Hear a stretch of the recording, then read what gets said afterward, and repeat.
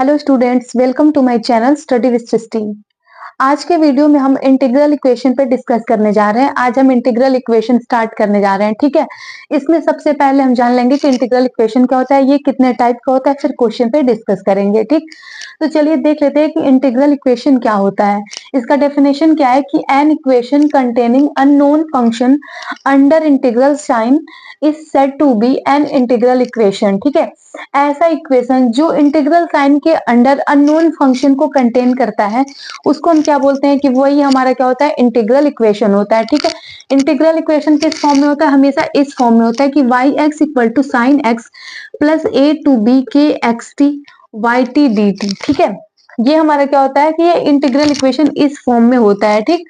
अगर इस फॉर्म में होगा तो हम क्या बोलेंगे कि वो हमारा एक इंटीग्रल इक्वेशन होता है। मतलब यहाँ पर कोई अननोन फंक्शन होना चाहिए, ठीक है। ये जो के एक्स टी है, ये के एक्स टी वो क्या है, हमारा कर्नल है, कर्नल ऑफ इंटीग्रल इक्वेशन, ठीक है। ये के एक्स टी क्या है कि कर्नल है, हमारा इंटीग्रल इक्वेशन का कर्नल है, कर्नल ऑफ इंटीग्रल इक्वेशन, ठीक। और जो इंटीग्रल इक्वेशन होता है वो बेसिकली टू टाइप का होता है। एक क्या होता है, वोल्टेरा होता है और एक फ्रीडोल्म होता है, ठीक है। जो इंटीग्रल इक्वेशन होता है वो टू टाइप का होता है, वोल्टेरा इंटीग्रल इक्वेशन और फ्रीडोल्म इंटीग्रल इक्वेशन, ठीक है। तो इसको नोट करिए, फिर बताते हैं कि फ्रीडोल्म क्या होता है, वोल्टेरा क्या होता है, ठीक है। इसमें होमोजीनियस नॉन होमोजीनियस भी होता है, लीनियर भी होता है, नॉन लीनियर भी होता है। तो सब पे हम एक एक करके डिस्कस करेंगे, पहले इसको आप नोट कर लीजिए। अब देखते हैं कि general form of integral equation क्या है। इंटीग्रल इक्वेशन का जनरल फॉर्म क्या होता है, ठीक है। इसका जो जनरल फॉर्म है वो किस टाइप का होगा, g x y x equal to f x plus lambda integral a K x t Y T D T, ठीक है। ये इंटीग्रल इक्वेशन का क्या है, जनरल फॉर्म है, ठीक है। ये इसका जनरल फॉर्म है, ठीक।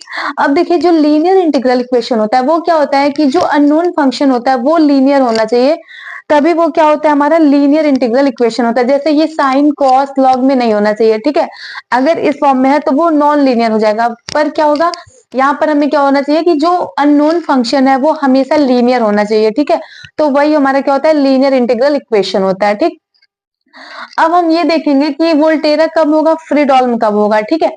अगर यहाँ पर ये जो है, यहाँ पर ये जो स्टार है, ठीक है, जो अपर लिमिट है, आप इसको अपर लिमिट भी बोल सकते हैं, हम इसको स्टार से डिनोट किए हैं।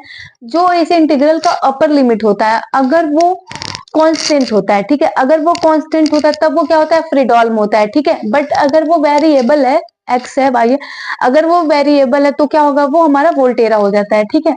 अगर ये F x equal to zero है, अगर ये F x equal to zero है तब वो क्या होगा, होमोजीनियस होगा। अगर जीरो नहीं है तो क्या होगा, ये नॉन होमोजीनियस होगा, ठीक है। अगर F x equal to zero आता है तब जो हमारा ये इंटीग्रल इक्वेशन होगा वो किस टाइप का होगा, होमोजीनियस होगा, होमोजीनियस इंटीग्रल इक्वेशन, ठीक है। अगर F of X is not equal to zero तो वो क्या हो जाएगा, नॉन होमोजीनियस, नॉन होमोजीनियस, ठीक है, ये नॉन होमोजीनियस हो जाएगा, ठीक। अब देखिए इसमें फर्स्ट काइंड और सेकंड काइंड भी होता है। अगर ये Y x equal to one आता है तो ये क्या होता है, सेकंड काइंड होता है, ठीक। सेकंड काइंड इंटीग्रल इक्वेशन होगा। अगर ये Y x equal to zero आता है तो क्या होगा, ये फर्स्ट काइंड होगा, फर्स्ट काइंड इंटीग्रल इक्वेशन, ठीक।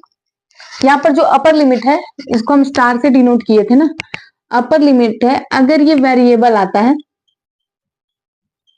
तो ये क्या हो जाएगा, वोल्टेरा हो जाएगा, वोल्टेरा इंटीग्रल इक्वेशन, ठीक है। अगर ये जो अपर लिमिट है वो अगर कांस्टेंट है, अगर ये कांस्टेंट है तो ये क्या हो जाएगा, फ्रीडोल्म होगा, ठीक है। ये तब क्या हो जाएगा, फ्रीडोल्म इंटीग्रल इक्वेशन हो जाएगा, ठीक।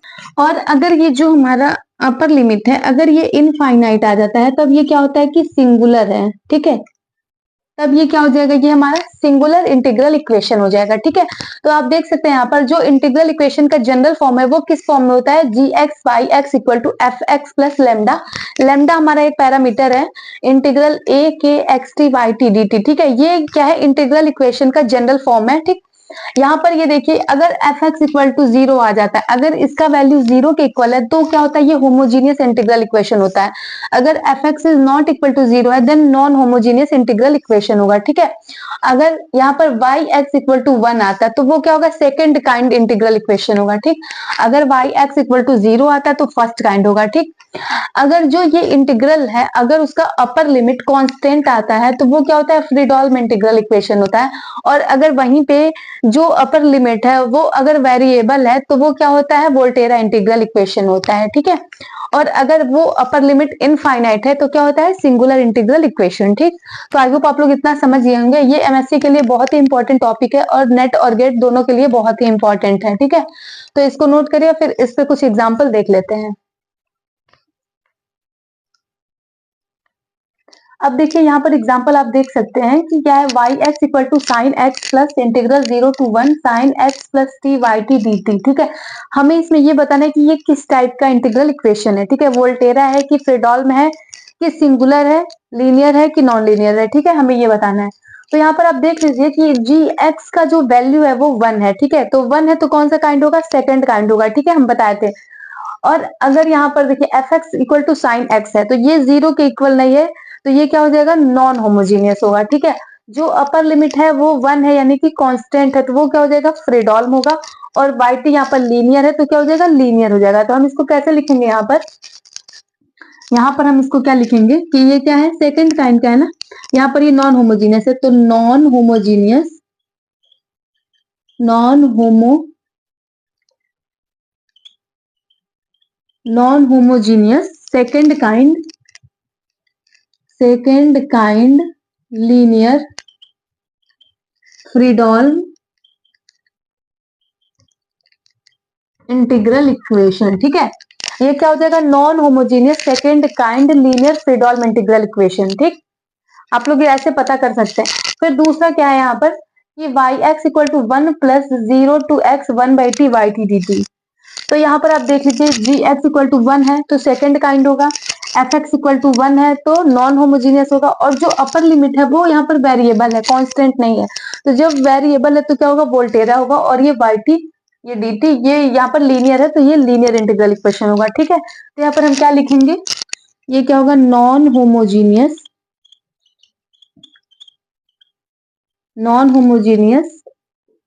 सेकंड काइंड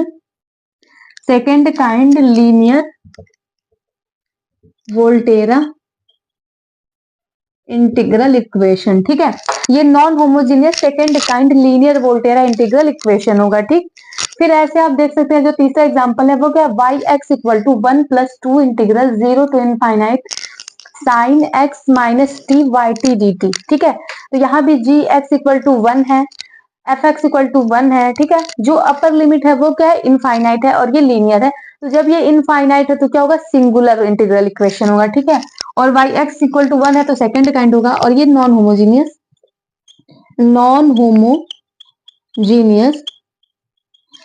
होमोजीनियस यहाँ पर ये क्या है, लीनियर है ना, लीनियर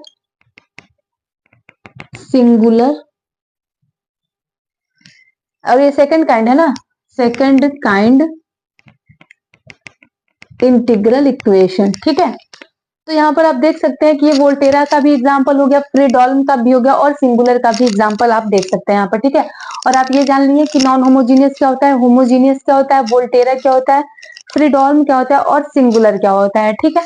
तो इसको नोट करिए, उसके बाद से एक क्वेश्चन हम आपको देते हैं, उसका आंसर आपको कमेंट बॉक्स में लिखना है, ठीक है, कि वो किस टाइप का इंटीग्रल इक्वेशन होगा, ठीक। उसके बाद हम क्वेश्चन पे डिस्कस करेंगे अगले वीडियो में, ठीक है। ये क्वेश्चन है, इसका आंसर आपको कमेंट बॉक्स में लिखना है कि ये किस टाइप का इंटीग्रल इक्वेशन है, ठीक है।